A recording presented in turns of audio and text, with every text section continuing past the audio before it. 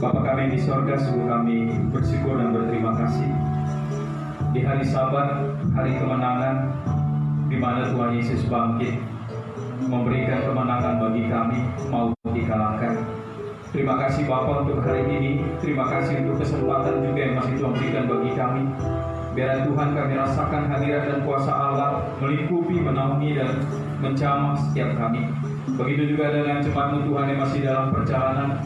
Biar juga Tuhan yang mempercepat langkah mereka, melindungi dan menjaga mereka, menibakan mereka di tempat ini juga tanpa kurang suatu apapun. Terima kasih Bapa, kami serahkan ibadah kami dari awal pertengahan akhirnya, dan kami tabiskan hanya di dalam nama Allah Bapa, di dalam nama Tuhan Yesus Kristus, dan di dalam nama Roh Kudus. Tuhan Yesus Kristus, Kepala Gereja, menerima dengan penuh sukacita kehadiran saudara-saudara di tempat ini. Siapkanlah hatimu dan terimalah pemulihan darinya, sama-sama kita katakan.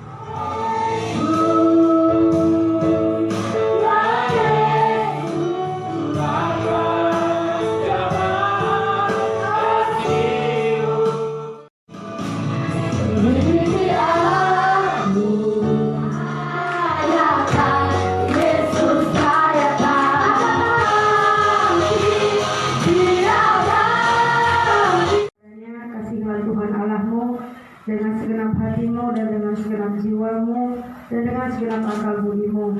Itulah hukum yang pertama dan yang pertama, dan hukum yang kedua yang sama dengan itu ialah kasihilah sesamamu manusia seperti dirimu sendiri. Pada kedua hukum inilah tergantung seluruh hukum Taurat dan kitab Farisi.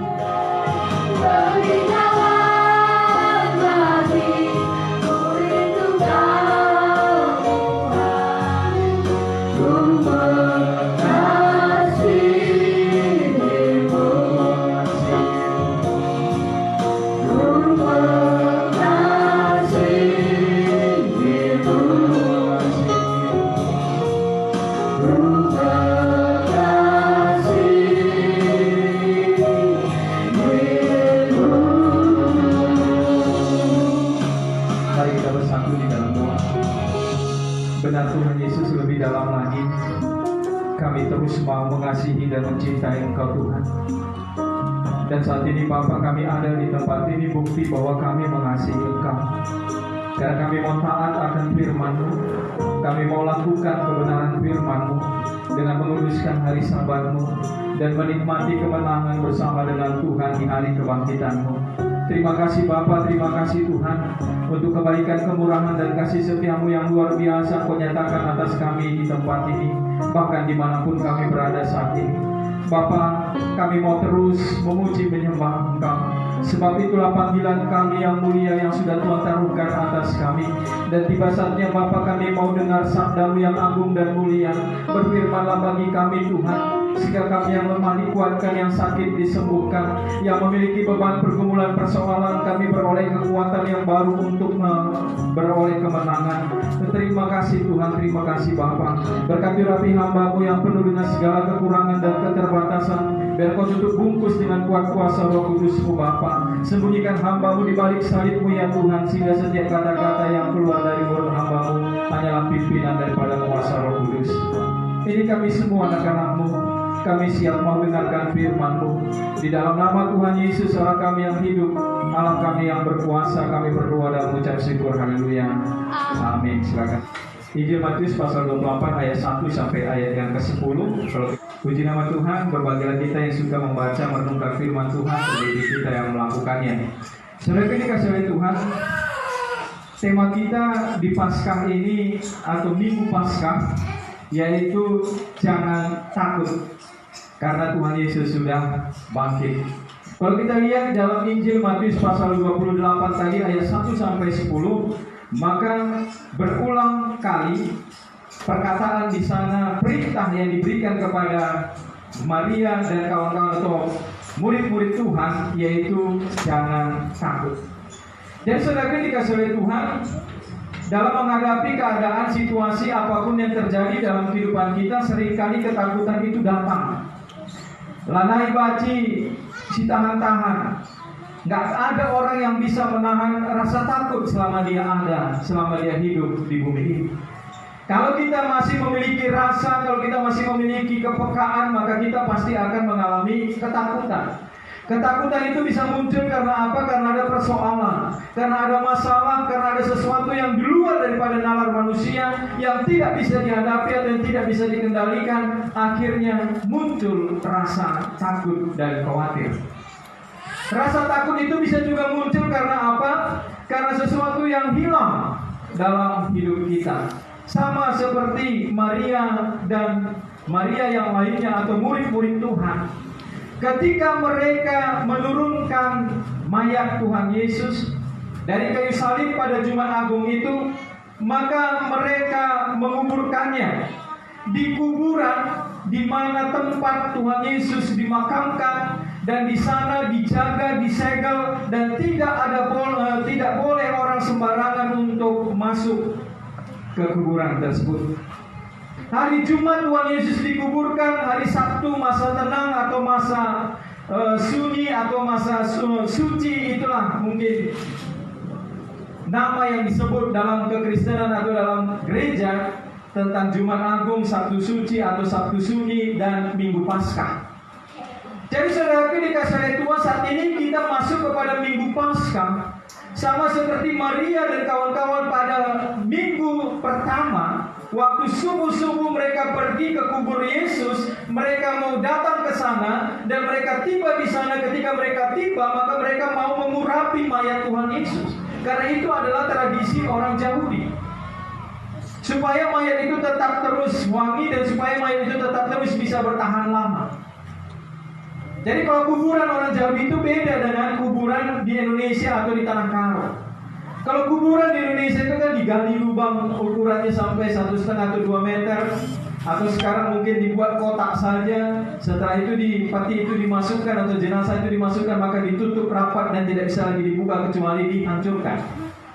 Tetapi kalau makam orang Yahudi pada saat itu hanya ketika jenazah itu ditutup dengan kain putih. Setelah itu maka jenazah itu ditaruh di atas sebuah batu, dan seperti gua, dalam gua itulah mayat itu atau jenazah itu, maka gua itu ditutup dengan batu yang besar, dan batu itu disegel, dan hanya prajurit atau hanya sepengetahuan pemerintahan setempat lah baru bisa kuburan itu dibuka. Itulah tradisi orang Yahudi. Maka Maria saat itu dia mau, dan Maria yang lainnya mau mengurapi mayat Tuhan Yesus. Pada hari yang ketiga, ketika mereka mau mengurapi mayat Tuhan Yesus, maka yang mereka jumpai bukan jenazah atau bukan mayat, tetapi yang mereka jumpai adalah malaikat Tuhan. Dari apa yang kita baca tadi, kalau kita baca pasal 28 ayat selanjutnya, ayat 11 dan seterusnya, maka di sana dikatakan ada dusta mahkamah agama, karena mereka takut kalau dikatakan bahwa Yesus itu bangkit, maka akan terjadi suatu pergolakan yang besar, karena ada seorang yang sudah mati dikuburkan bangkit, itu hal yang luar biasa. Maka yang tidak percaya, khususnya mahkamah agama, ahli Taurat, orang-orang Farisi, membuat suatu delik atau membuat suatu pernyataan menyatakan bahwa Tuhan Yesus itu tidak bangkit, malahan mayatnya dicuri oleh murid-murid. Dari sini kita mau melihat bahwa setiap kebenaran, setiap apa yang terjadi dalam kehidupan ini untuk menyatakan kemuliaan Allah, maka ada usaha daripada setan iblis untuk bisa mengacaukannya. Sama seperti sekarang pun banyak orang, mungkin saya baca di beberapa grup, ya mungkin saya nggak tahu apa agamanya, tapi dia bilang, adi kita tak mangkal si mate, engkeka maka kita lamindo mandegu, katanya. Sama orang yang mati pun kita percaya, kenapa kita nggak minta sesuatu kepada roh-roh halus atau hantu? Jadi saudara dikasih oleh Tuhan Yesus mati dan dia bangkit tidak sama dengan hantu. Maka ketika kalau kita baca nanti pasal selanjutnya atau Injil-Injil yang lainnya, ketika Tuhan Yesus menunjukkan diri kepada para murid, memang mereka takut karena mereka berpikir itu adalah hantu Yesus. Tetapi Tuhan Yesus berkata kepada murid-murid bahwa aku bukan hantu. Dan kepada Thomas yang tidak percaya, maka Tuhan Yesus katakan, celupkanlah jarimu ke lubang paku di mana tangannya itu berlubang paku. kaki dan tangan Tuhan Yesus itu tetap berlubang paku. Maka Tuhan Yesus katakan, kalau engkau tidak percaya, kata Kristus kepada Thomas, celupkanlah jarimu ke lubang paku di tangan Tuhan Yesus yang berlubang paku itu. Jadi saudaraku, Tuhan Yesus itu bukan hantu, nggak sama lama liras bego. Dan apalagi buktinya bahwa Tuhan Yesus bukan hantu. Tuhan Yesus bersama-sama dengan muridnya, dan Tuhan Yesus makan ikan bakar bersama dengan muridnya ketika mereka ada di pantai. Karena murid-murid itu merasa kehilangan, maka mereka kembali kepada status mereka mula-mula, yaitu nelayan. Sebelum Tuhan Yesus panggil mereka sebagai murid, maka mereka adalah sebagian besar nelayan. Ketika Tuhan Yesus mati dan ketika Tuhan Yesus dikuburkan, maka mereka kembali kepada profesi mereka menjadi nelayan. Dan Tuhan Yesus panggil mereka, dan mereka pikir Tuhan Yesus itu hantu. Dan ketika Tuhan Yesus menunjukkan dirinya dan makan ikan bersama-sama, adi begulo baci man jelas. Dan begulah baci, hantu gak akan bisa bersama-sama dengan kita tuh berjabat tangan. Dan hantu gak akan bisa kita pegang, kita sentuh sama seperti manusia. Jadi saudara dikasih oleh Tuhan, ini yang mau Tuhan Yesus katakan kepada murid-murid dan kepada Maria, bahwa Tuhan Yesus bangkit. Dan dikatakan di sini berkali-kali malaikat itu berkata kepada mereka bahwa jangan takut. Dan ketika Tuhan Yesus berjumpa dengan mereka pun, Tuhan Yesus katakan jangan takut. Kenapa? Karena memang ketakutan itu seringkali menguasai manusia, dan ketakutan itu seringkali membuat kita tidak tahu lagi mana yang benar dan mana yang salah.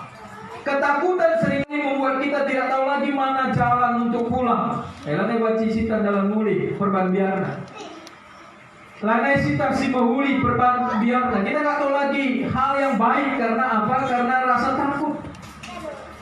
Jadi saudara dikasih oleh Tuhan, inilah yang mau Tuhan Yesus katakan bagi kita, jangan takut. Ulang biar, jangan takut. Karena apa? Karena Tuhan mau kita tetap ada di dalam kebenaran. Tuhan mau kita tetap ada di dalam kasih karunia Allah.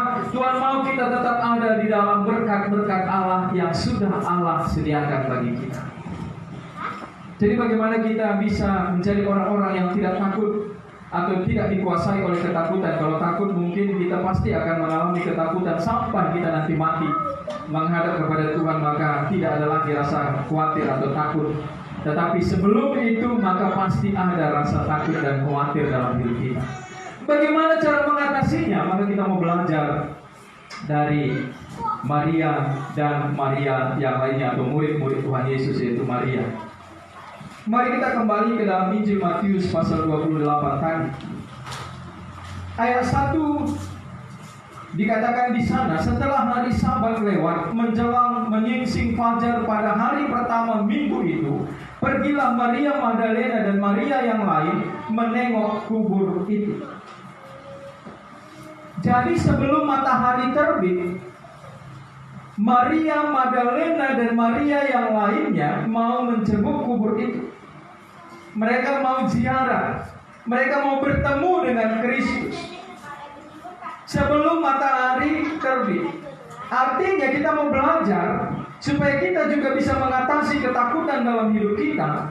Marilah kita belajar kepada Maria Magdalena dan Maria yang lain.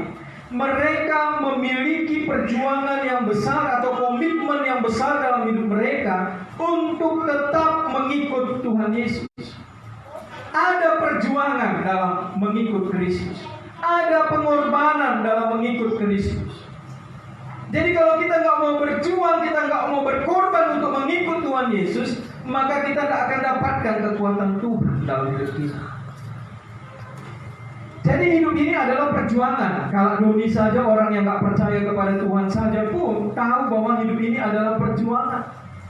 Tetapi di dalam mengikut Tuhan itu tidak hanya cukup berjuang untuk bekerja, berusaha untuk mendapatkan uang dan lain sebagainya. Tetapi untuk hidup sebagai orang yang beriman kepada Kristus perlu perjuangan untuk datang kepada Tuhan. Tadi malam kami diskusi sama anak-anak tentang bagaimana orang Israel menguduskan hari Sabat. Kalau bangsa Israel itu menguduskan hari Sabat itu, maka kalau hari ini misalnya Sabat, hari Sabtu, mereka sudah siapkan segalanya. Baik baju mereka, baik sepatu mereka, baik persembahannya dan lain sebagainya, semua sudah disiapkan.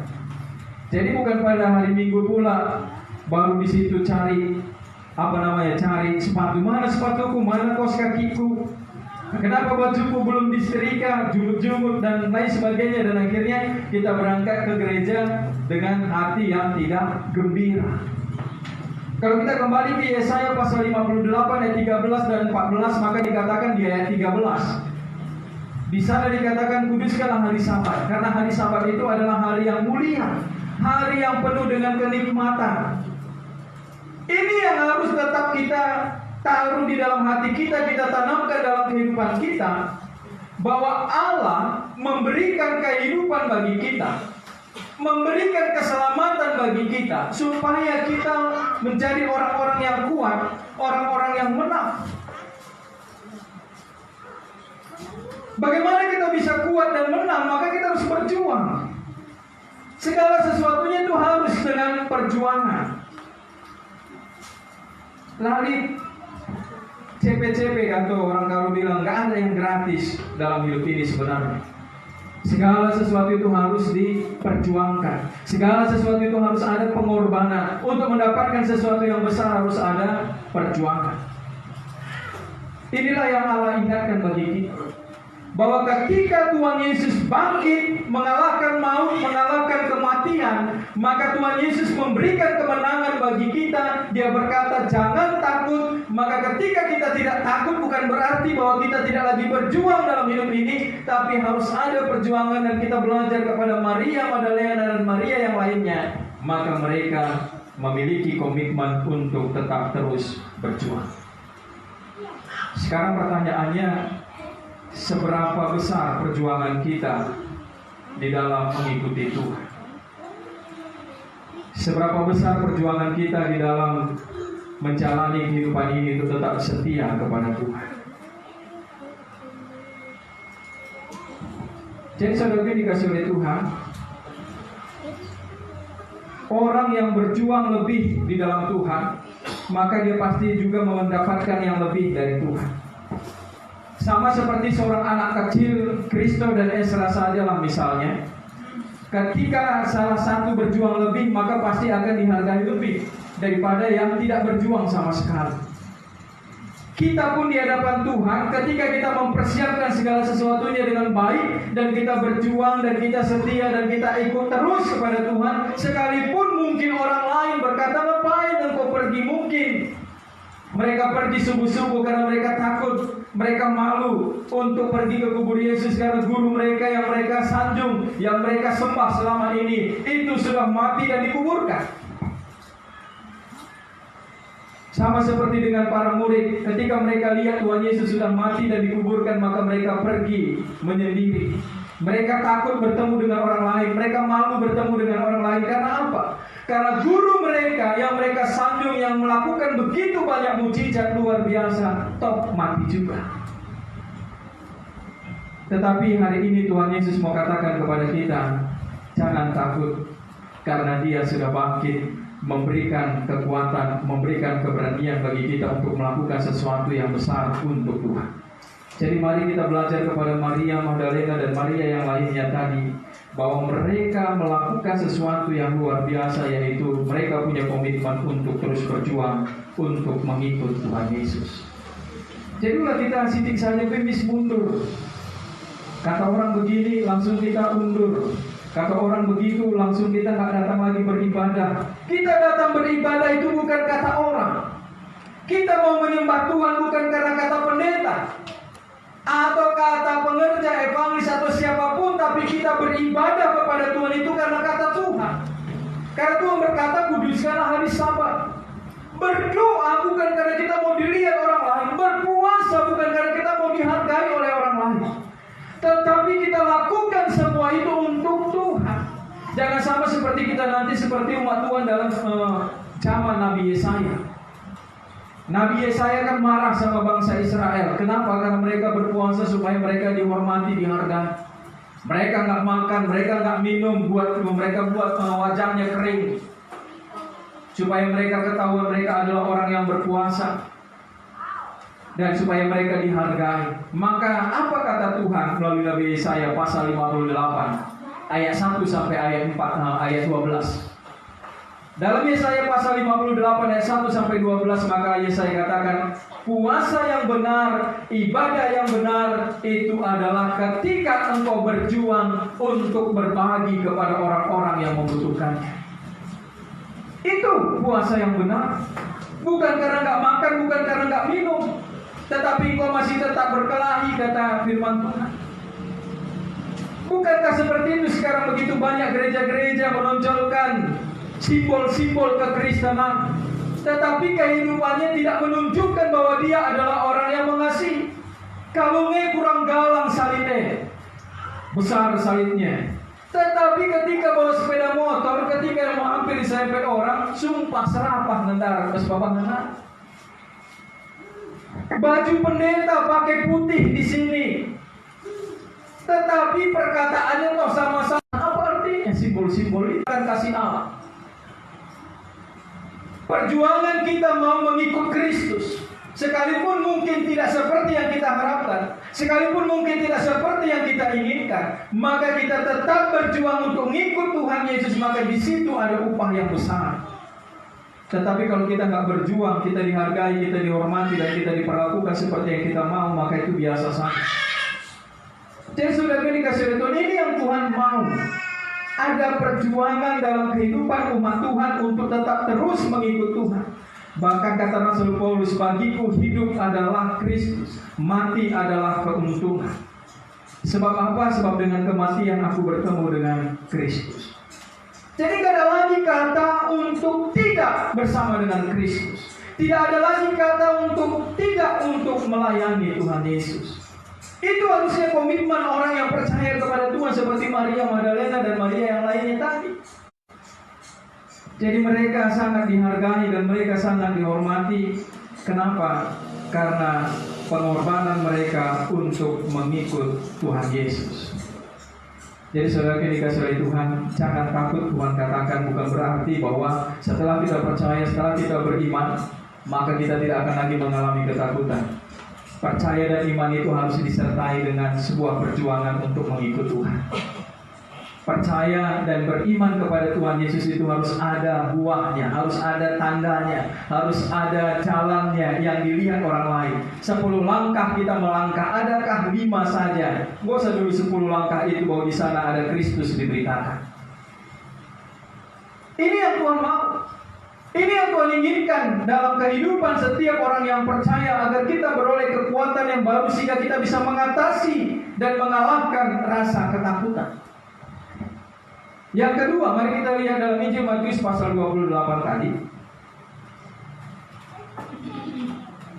Mari kita lihat ayat yang kedua. Maka terjadilah gempa bumi yang hebat, sebab seorang malaikat Tuhan turun dari langit dan datang ke batu itu dan menggulingkannya lalu duduk di atasnya. Wajahnya bagaikan kilat dan pakaiannya putih bagaikan salju. Saudara dikasih oleh Tuhan, yang kedua, bahwa Tuhan Yesus yang bangkit itu, dia berkuasa. Nggak usah dulu Tuhan Yesus, ini pengawal Tuhan Yesus saja, malaikat saja, itu luar biasa kuasa. Apalagi pribadi Tuhan Yesus. Dikatakan tadi ayat 2 sampai ayat yang ketiga atau ayat keempat. Maka di ayat yang keempat, penjaga-penjaga itu gentar ketakutan dan menjadi seperti orang-orang mati, bangsa kebiaran. Mereka takut dan sama seperti orang mati. Karena apa? Karena mereka tidak percaya kepada Yesus. Tetapi Maria Magdalena dan Maria yang lainnya, apakah mereka sama seperti prajurit itu? Mereka takut dan sama seperti orang mati? Tidak. Kenapa? Karena mereka mau bertemu dengan Tuhan Yesus. Mereka berjuang untuk bertemu dengan Tuhan Yesus. Maka Tuhan nyatakan kuasanya, mujizatnya atas mereka, sehingga mereka bisa berhadapan-hadapan dengan malaikat Tuhan.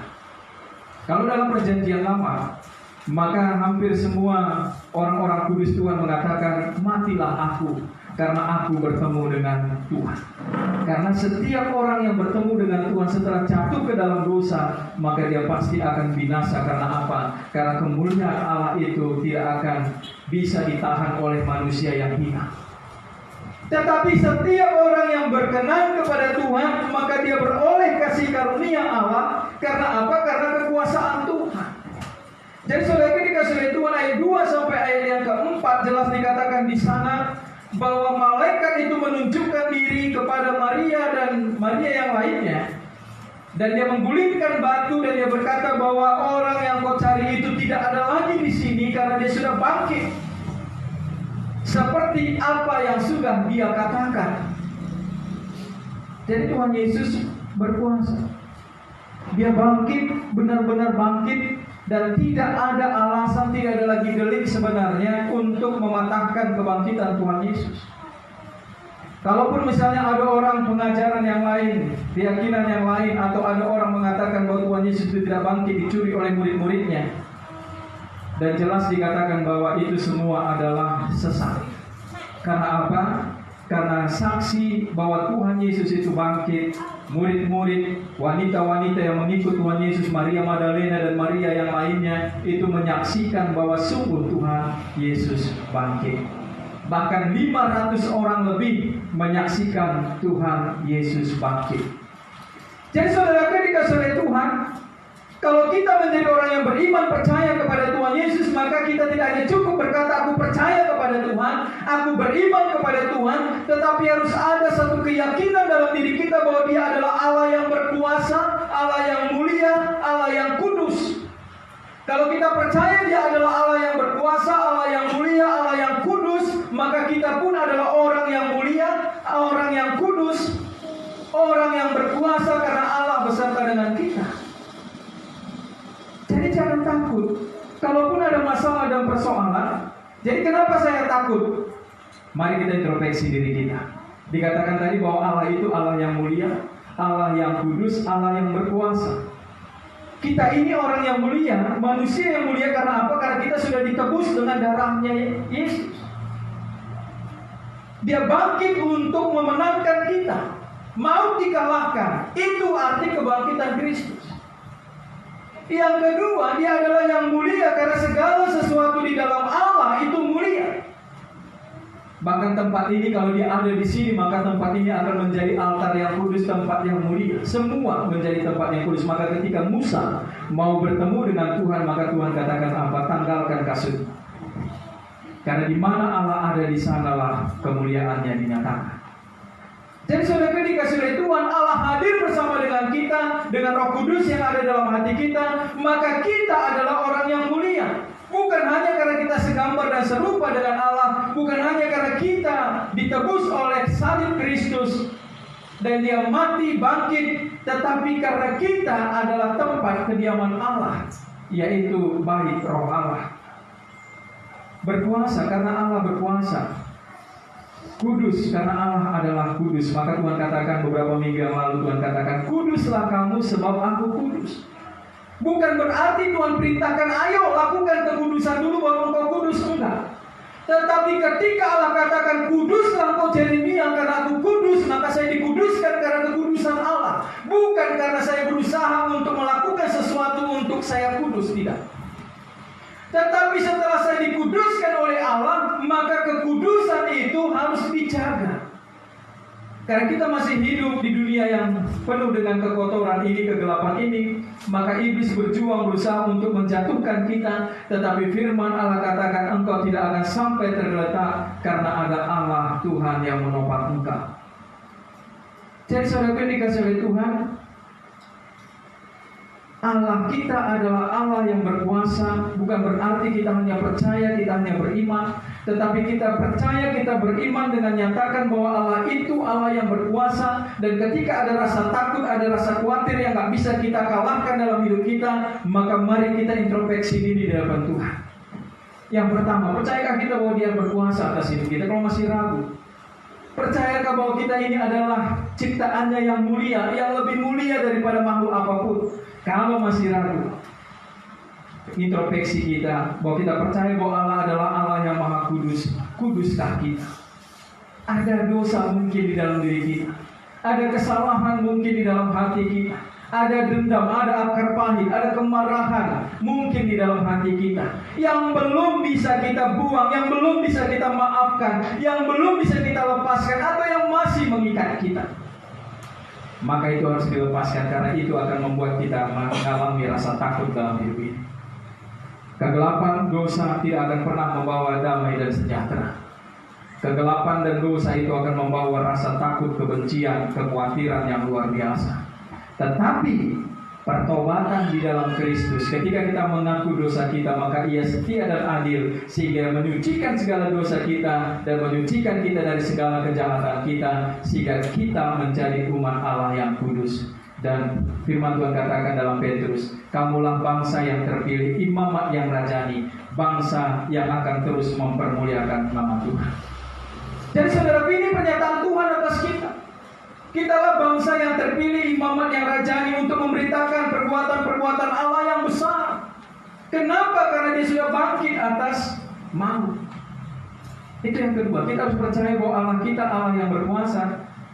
Dan kalau kita percaya bahwa kita punya Allah yang berkuasa karena Dia sudah bangkit dari kematian, maka kita harus percaya bahwa Dia adalah Allah yang berkuasa, Allah yang mulia, Allah yang kudus. Maka itu juga menjadi bagian kita, karena kita adalah pengikut-pengikut Kristus. Yang terakhir, yang ketiga, ayat yang ke-7. Dan segeralah pergi, ini perkataan malaikat kepada Maria Magdalena dan Maria yang lainnya. Dan segeralah pergi dan katakanlah kepada murid-muridnya bahwa Ia telah bangkit dari antara orang mati. Ia mendahului kamu ke Galilea, di sana kamu akan melihat Dia, dan seterusnya. Kekuatan Allah yang ketiga yang bisa mengatasi rasa takut dalam hidup kita itu apa? Kekuatan Allah yang ketiga yang bisa membuat kita mengatasi rasa takut itu adalah ketika kita memberitakan salib. Karena salib itu adalah kekuatan Allah. Karena salib itu adalah kuasa Allah atas setiap orang yang percaya kepada Tuhan. Jadi saudara, ketika saudara Tuhan, kenapa kita lemah?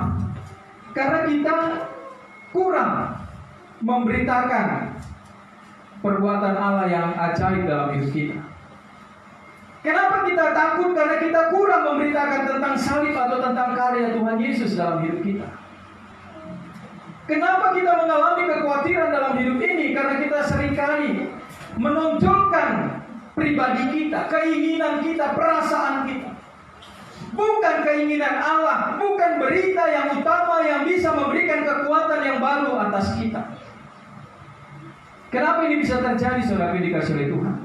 Karena itu tadi, rasa kita mau seperti rasa kita mau seperti ingin kita mau seperti pikiran kita. Tetapi murid-murid, kalau kita baca terus sampai Kisah Para Rasul pasal 1, pasal 2 dan seterusnya, maka jelas dikatakan di sana, beritakanlah. Dan malaikat pun memerintahkan kepada Maria Magdalena dan Maria yang lainnya untuk pergilah, beritakan bahwa Yesus yang kau cari yang sudah mati itu bangkit pada hari yang ketiga. Ini yang Tuhan katakan bagi kita. Jadi saudara dikasih oleh Tuhan, kenapa kita lemah? Kenapa kita takut? Karena kita kurang memberitakan tentang salib. Coba satu orang buka dalam 1 Korintus pasal 1 ayat 18.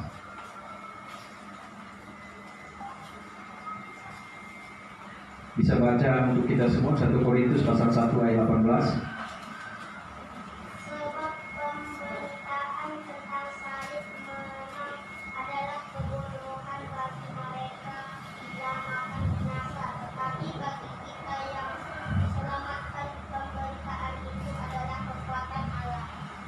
Ya.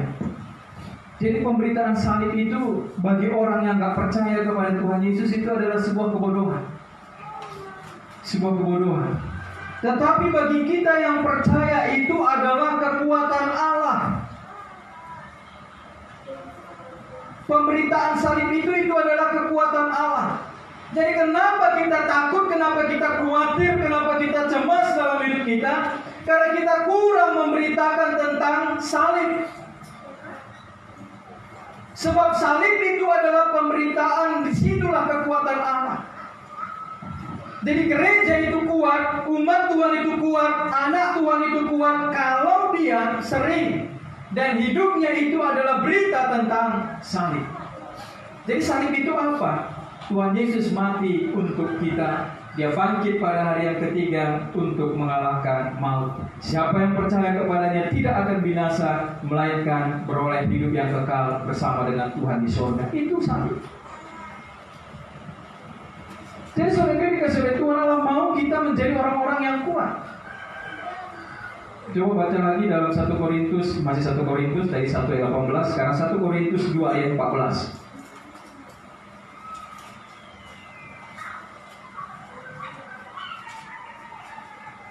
1 Korintus pasal 2 ayat 14. Bisa satu orang membaca untuk kita. Tetapi manusia duniawi tidak menerima apa yang berasal dari Roh Allah, karena hal itu baginya adalah suatu kebodohan, dan ia tidak dapat memahaminya, bahwa hal itu hanya dapat dinilai secara rohani. Iya. Jadi orang yang percaya kepada salib itu, maka dia berasal dari Allah. Tetapi yang tidak percaya akan salib itu, maka itu adalah sebuah kebodohan baginya. Tapi dikatakan di sini bahwa itu adalah orang-orang yang akan binasa dan tidak bisa memahaminya. Dan orang yang bisa memahaminya itu adalah orang yang hidup dalam panggilan Allah, yaitu hidup dalam hal-hal rohani. Jadi saudara dikasih oleh Tuhan, siapa saja bisa mengalami ketakutan. Siapa saja bisa mengalami kekhawatiran. Tetapi ketika kita beritakan Injil, ketika kita beritakan tentang kasih Yesus, maka kita akan beroleh kekuatan yang baru. Sermon minggu yang lalu kami cerita tentang Abang Bapak Desi. Salah satu topik kami itu adalah rumah, di mana di situ kata orang banyak hantunya. Jadi Rahina Abang Bapak Desi bahwa rumah itu beberapa bulan yang lalu ada orang bunuh diri di sana. Dan karena ada orang bunuh diri, maka keyakinan masyarakat Indonesia pada umumnya, maka di situ akan ada hantunya. Sama seperti beberapa tahun yang lalu saya pernah diminta untuk mendoakan rumah kontrakan di USU Sumber. Di situ ada orang mahasiswa yang bunuh diri, dan akhirnya saya diminta untuk bikin doa pelepasan di sana karena semua mahasiswa melihat di situ banyak hantunya. Sama seperti tempat abang Bapak Desi sekarang, ternak ayam. Jadi anak belunya itu nggak berani lagi di situ karena orang pun nggak berani lagi mengontrak rumah itu, maka ada 3 pintu itu tidak ada lagi yang berani kontrak. Maka Bapak Desi bilang, ya udah aku ternak manuk saja di situ, ternak ayam.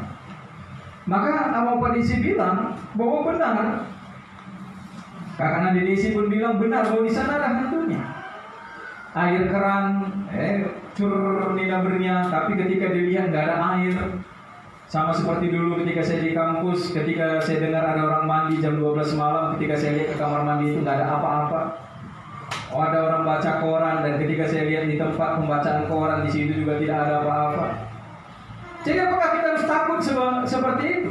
Maka Abang Bapak Desi bilang, dalam nama Tuhan Yesus, pergi kau setan, katanya. Jadilah laus lo dalih, pula ganggu aku, istirahat teku, mudah teku, katanya. Maka dia tidur. Jadi saudara dikasih oleh Tuhan, inilah kuasa bahwa setiap orang yang percaya kepada Tuhan itu tidak lagi dikuasai oleh ketakutan. Ketika ketakutan itu datang, maka ketika kita beritakan bahwa Yesus adalah Tuhan, bahwa Yesus adalah juru selamat hidup kita pribadi kita, maka mau setan apa, mau kuasa apapun, dia pasti akan bertekuk lutut di dalam nama Tuhan Yesus. Jadi tidak ada kuasa yang bisa bertahan. Legion, pemimpin roh-roh yang ada di babi ketika Tuhan Yesus melayani. Maka legion itu adalah kumpulan daripada setan-setan. Maka Tuhan Yesus katakan, pergilah engkau. Maka pergilah setan itu tadi, membawa babi-babi itu tadi masuk ke jurang.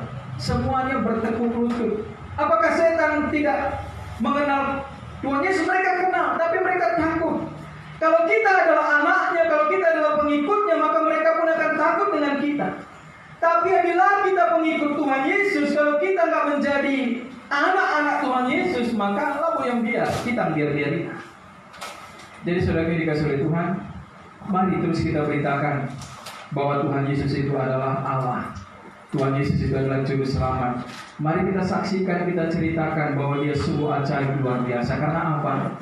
Karena disitulah letak kekuatan Allah. Ketika kita memberitakan Injil, ketika kita memberitakan salib, maka kita akan memperoleh kekuatan yang baru di dalam Tuhan. Apalagi kalau sampai ada orang yang menang atau percaya kepada Kristus karena pemberitaan kita, maka berlaksa-laksa malaikat di sorga bersorak-sorai. Dan ketika sorak-sorai di sorga itu akan tercurah atas setiap orang yang percaya dan memberikan kekuatan yang luar biasa bagi setiap orang yang menyaksikan akan Kristus.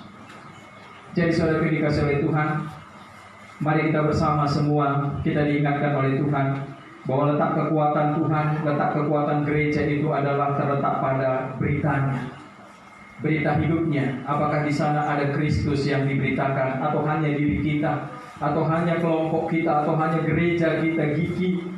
Bukan Kristus yang diberitakan, maka di situ tidak akan ada kekuatan manusia, tapi terbatas. Tetapi ketika kita nyatakan kekuatan Allah, ada kekuatan yang tidak terbatas yang akan melingkupi kehidupan kita. Jadi Tuhan katakan sekali lagi di Manbata Grina untuk kita semua, jangan takut. Bagaimana supaya kita tidak takut? Maka yang pertama tadi harus ada perjuangan, harus ada usaha. Jadi apapun kita hidup, beribadah, kita ke gereja bukan kata orang lain. Kita berdoa, kita berpuasa bukan karena kita diperintahkan oleh gereja atau diperintahkan oleh manusia. Tetapi kita mau berjuang, kita mau berusaha, kita mau tunjukkan bahwa kita adalah orang yang berjuang untuk tetap terus mengikut Tuhan. Sekalipun mati, kita akan tetap percaya kepada Tuhan. Maka di situ akan ada kekuatan yang luar biasa. Yang kedua, kita harus percaya kepada Allah yang maha kuasa, Allah yang maha kudus, Allah yang maha mulia. Jadi kalau kita percaya Dia adalah Allah yang maha kudus, Allah yang maha kuasa, Allah yang mulia, maka itu juga melekat pada diri kita bahwa ada kuasa di dalam diri kita, bahwa kita dimuliakan oleh Allah, bahwa kita juga adalah orang yang sudah dikuduskan Allah. Sebab Tuhan berkata, kuduslah engkau sebab aku kudus. Ini bukan perintah Tuhan untuk kita melakukan kekudusan, tetapi Allah memperingatkan kita bahwa kita ini kudus karena kita punya Allah yang kudus. Jadi jangan kita bermain-main dengan dosa, tapi selesaikan dosa itu, tinggalkan dosa itu, bertobat kepada Tuhan, berjalan dalam terang Tuhan, maka kita akan beroleh kekuatan yang baru. Dan yang ketiga, yang terakhir, letak kekuatan Allah diberikannya bagi kita. Bagi siapa? Bagi mereka yang memberitakan tentang salib, bagi mereka yang tetap memberitakan tentang Injil, bahwa Yesus adalah Tuhan, Yesus adalah Juru Selamat. Sekali lagi Tuhan katakan, jangan takut. Amin. Mari kita berdoa.